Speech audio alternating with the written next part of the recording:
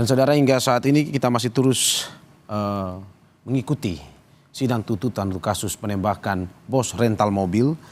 Dan untuk diketahui bahwa sidang kasus ini kembali digelar di Pengadilan Negeri Militer 208 Jakarta.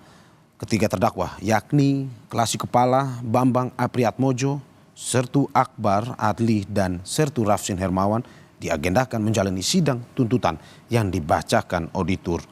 Dan untuk diketahui saudara, sidang tuntutan tersebut dijadwalkan pada pukul 9 pagi di ruang sidang Garuda dan sidang dilakukan secara terbuka.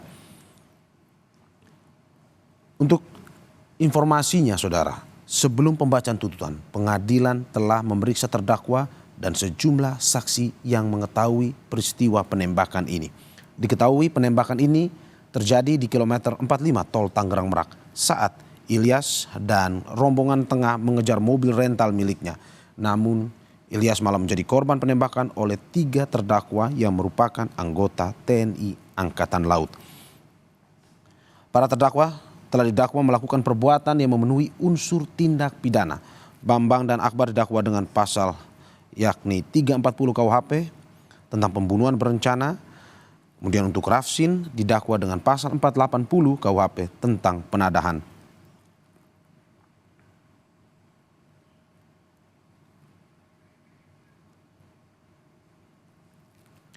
Sebelum agenda tuntutan juga saudara, Pengadilan Militer 208 Jakarta juga telah memeriksa 19 saksi yang mengetahui rentetan peristiwa penembakan Ilyas sang korban. Dari 19 saksi untuk diketahui hanya salah satu saksinya, Nengsi, yang kesaksiannya dibacakan berdasarkan berita acara pemeriksaan karena yang bersangkutan sedang sakit dan tidak bisa menghadiri persidangan. Dan untuk mengetahui secara lengkap terkait dengan sidang tuntutan kasus penembakan bos rental mobil, kita sudah terhubung dengan pakar hukum Universitas Jenderal Sudirman, Prof. Hipnu Nugroho. Prof. Hipnu, selamat pagi. Terima kasih Prof. sudah bergabung di Breaking News Kompas TV pada pagi hari ini. Ya, pagi Mas Mario. Oke, Prof. bisa mendengar suara saya. Prof, bagaimana melihat bahwa hari ini sidang tuntutan, ini peristiwa yang sudah berjalan hampir 3 bulan lebih. Bagaimana Anda melihat bahwa tuntutan apa dari jaksa yang bisa mungkin Anda prediksi pada sidang kali ini? Ya, kalau kita melihat tuntutan jaksa, saya kira sama dengan tuntutan-tuntutan pada peradilan umum. Karena peradilan militer itu merupakan sebagai bentuk lex specialis dari KUHP peradilan umum. Spesialisnya apa? Adalah tentang subjek perkaranya. Sehingga perkara ini adalah perkara yang melibatkan adalah oknum militer, kan begitu. Dengan demikian peristiwa hukumnya sama dengan kasus-kasus yang lain, bahwa ini dilakukan dengan berencana. Berencana apa? Untuk melakukan suatu pembunuhan. Dengan demikian, karena ini suatu peradilan militer, sosok militer itu sosok yang bertanggung jawab, sosok yang tegas. Dari sosok yang tegas ini, tampaknya agak sulit untuk menghindar dari seperti yang disampaikan dalam dakwaan 480. Dengan demikian, tampaknya nanti hukuman mati, seperti itu, karena ancaman hukuman mati.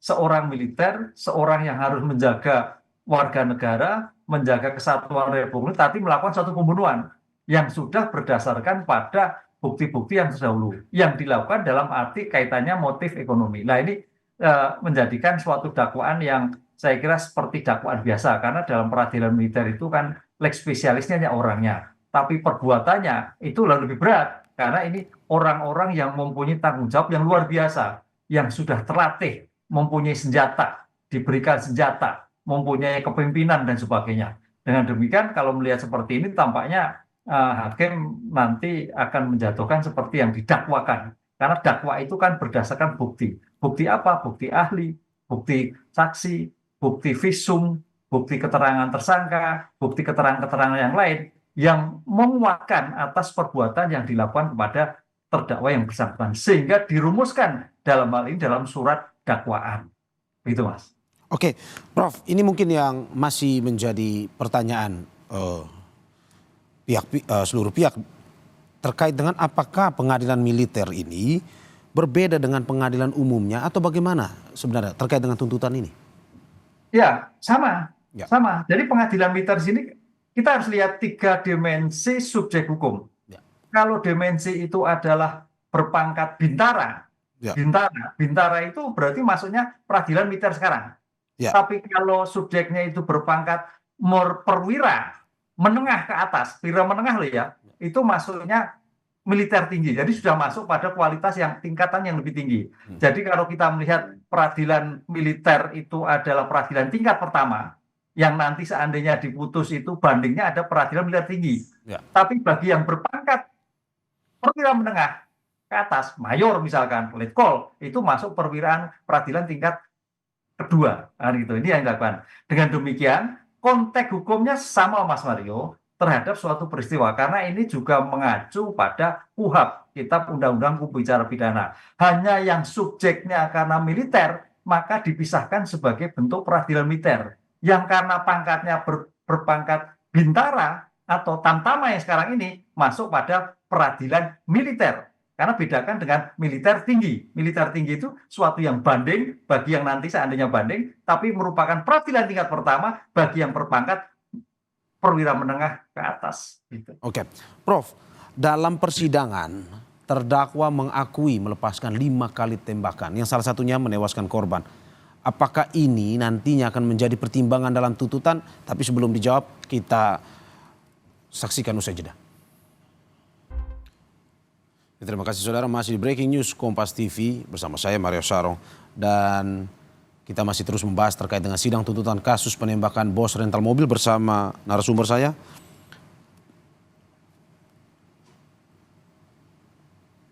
Oke, sebelum kita berdialog bersama Prof. Hipnu Nugroho, saya akan ajak Anda untuk mendengar langsung dari ruang sidang pengadilan militer Jakarta. Dengan kaca terbuka.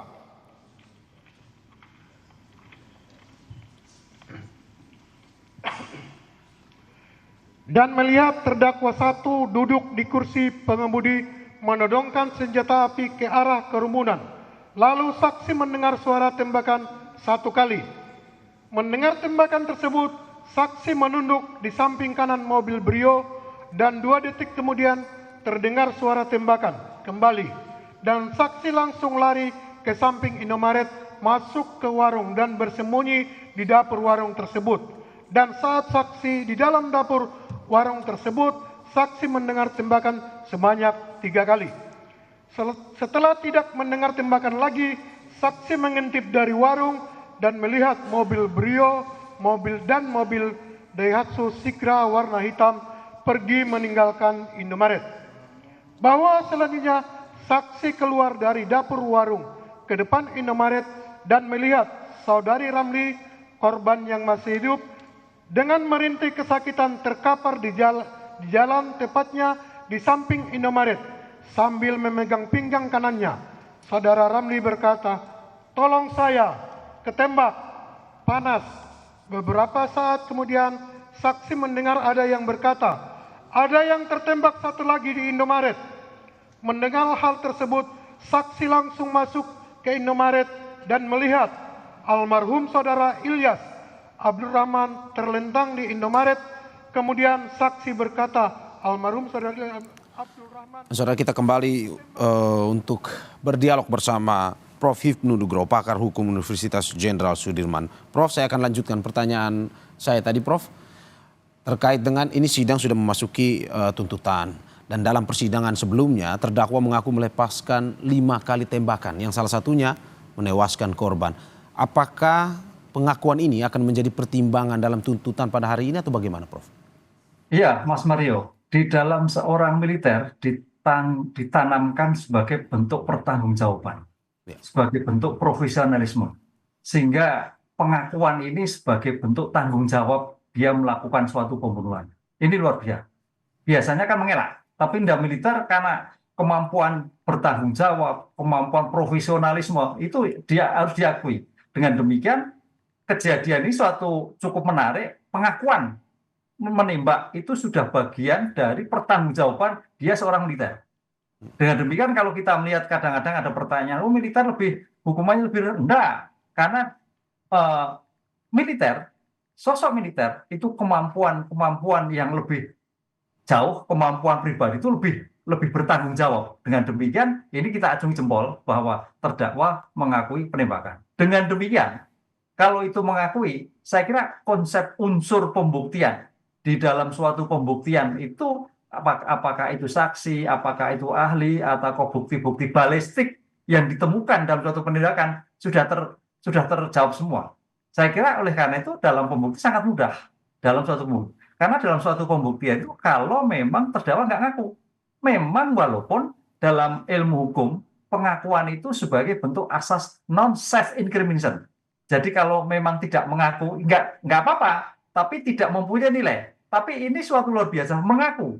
Berarti jiwa pertanggungjawabannya kita acungi jempol bahwa dia melakukan kejahatan. Begitu, Mas. Apakah juga mungkin akan misalkan karena sudah mengaku dalam arti bahwa kooperatif dalam persidangan mungkin bisa juga mengurangi tuntutan atau bagaimana, Prof, sebenarnya? Ya, saya kira kalau mengurangi tuntutan atau tidak nanti tergantung pada majelis hakim. Tapi dalam konsep pembuktian di sini, auditor militer dalam merangkuan suatu pembuktian suatu luar biasa. Karena biasanya pengakuan penembakan itu ada alasan-alasan. Alasan A, alasan B, terpaksa dan sebagainya. Ini tidak, karena sudah 5 ya. Mungkin kalau 1 itu sudah bisa dikatakan memang hanya mencoba. Tapi kalau 5 berarti faktor kesengajaan untuk melakukan pembunuhan itu sangat terbukti. 5 kali tembakan. Dengan demikian sebagai pengakuan ada relevan dari tindakan yang dilakukan dengan pengakuan yang bersangkutan. Tapi mudah-mudahan ini juga bisa terjadi, Mas Mario. Dengan pengakuan-pengakuan yang terjadi, alasan yang terjadi bisa juga menjadi hakim akan mempertimbangkan lain. Tapi kayaknya agak sulit. Karena ini nyawa. Padahal ancamannya itu 40. Paling tidak menjadi 20 tahun. Itu paling minim. Tapi paling berat adalah menjadi mati. Oke, Prof. Kalau kita melihat tadi ke ruang sidang, bahwa yang membacakan itu tadi, seperti yang kita saksikan itu ada Auditor Militer 207 Jakarta yang membacakan. Kalau kita berbicara terkait dengan persidangan pada umumnya, apakah memang ini sama saja seperti jaksa yang membacakan atau bagaimana sebenarnya? Kalau dijelaskan. Ya, sama. Jadi kalau kita melihat organ peradilan militer, tadi saya katakan peradilan militer itu bertingkat. Melihat sosok pribadi, sosok kepangkatan. Jadi kalau pangkatnya itu masih perwira menengah ke bawah, bintara, apalagi tamtama, itu masuk peradilan militer. Nah itu. Kalau sosoknya sudah perwira menengah, terkait dengan mayor ke atas, itu peradilan tingkat 2. Mahmilti istilahnya. Jadi Mahmilti itu merupakan peradilan tingkat pertama bagi yang berpangkat perwira, tapi juga peradilan tingkat kedua bagi berpangkat tamtama sekarang ini. Nah, dengan demikian, siapa penuntut umum? Auditor militer. Kalau kita lihat peradilan umum, ya jaksa penuntut umum. Siapa penyidik militer? POM AD atau POM AL. Kalau ini kasus angkat laut, berarti adalah penyidik POM laut. Dengan demikian, sama seperti hanya subjek hukum dengan atribut yang berbeda. Oke, Prof, kalau kita melihat juga ada tersangka yang berasal dari warga sipil dan juga memberikan kesaksian pada saat persidangan. Apakah mungkin saja ini juga bisa menjadi tolak ukur dalam arti bahwa kesaksian ini juga pada akhirnya mempengaruhi tuntutan walaupun bukan berasal dari anggota TNI sebenarnya? Ya, kalau kesaksian bisa saja kesaksian, asal bukan sebagai tersangka loh Mas Vito. Kalau tersangka sipil, mau tidak mau koneksitas. Koneksi antara tunduk pada peradilan mutur dan peradilan umum. Tapi kalau tersangka sipil saya kira seperti saksi yang lain.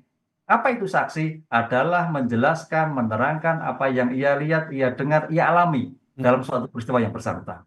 Sehingga kesaksian itu mempunyai nilai atau tidak tergantung apa yang ia lihat, apa yang tersangka sebut.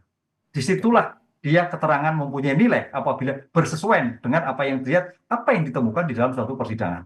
Oke, Prof. Ini sebelumnya dalam sidang ini Akbar Adli tersangkanya mengaku menyuruh Bambang untuk melepaskan tembakan dan ini dikatakan adalah sebuah perintah. Kalau kita lihat bahwa karena memang pangkat yang lebih tinggi memerintah ke pangkat yang lebih rendah, apakah memang ini sebenarnya bisa dikatakan tugas, dilihat sebagai sebuah tugas, ataukah karena memang ini ada korban, ini dilihat sebagai sebuah tindakan di luar tugas sebenarnya? Ya, kita melihat dalam suatu perintah itu adalah tugas atau tidak, kita lihat tujuannya. Kalau itu tujuannya adalah untuk kemanusiaan, tujuannya untuk kaitannya dengan mencegah adanya suatu kejahatan, itu baru perintah. Ya. Tapi kalau ini perintahnya untuk melakukan pembunuhan, saya itu bukan perintah, tapi justru malah memerintahkan. Bisa-bisa menjadi suatu tersangka tersendiri, melebar. Ini kalau perintah. Oleh Ya. karena itu konsep perintah ini harus jelas. Perintah melakukan tindakan melawan hukum nggak ada. Walaupun suatu perintah bisa melakukan tindakan, tapi paling tidak mengingatkan, ini melakukan pembunuhan, salah, nggak boleh. Tapi kalau perintah untuk menanggulangi kejahatan baru. Nah, disinilah saya kira harus dikembangkan lagi seandainya perintah itu apakah perintah terhadap apa. Tapi kalau kita melihat kasus ini, kayaknya perintah untuk melakukan suatu menghabisi, Mas. Jadi, ya mau tidak mau akan berkembang kalau itu ada perintah dari atasannya. Oke. Pada akhirnya apakah mungkin saja tuntutan ataupun putusan ini bisa juga tidak hanya mempengaruhi bagian dari personil, tetapi juga dengan institusinya dalam arti pembinaan dan segala macam, apakah akan berpengaruh sebenarnya, Prof? Ya, Mas Mario, ini yang membedakan peradilan umum dan peradilan militer. Dalam peradilan militer itu ada namanya asas kesatuan komando. Ya. Jadi komando itu menjadikan suatu pilar penting dan asas pimpinan bertanggung jawab. Ya. Dengan demikian, kalau pimpinan bertanggung jawab itu pimpinan layaknya sebagai komandan, Oke. sebagai pelatih, sebagai teman, sebagai pamong, sebagai rekan dan sebagainya. Dengan demikian, kalau sampai terjadi ada kejahatan ini, mau tidak mau pimpinan bertanggung jawab. Oke. Ada atasan yang berhukum. Oke.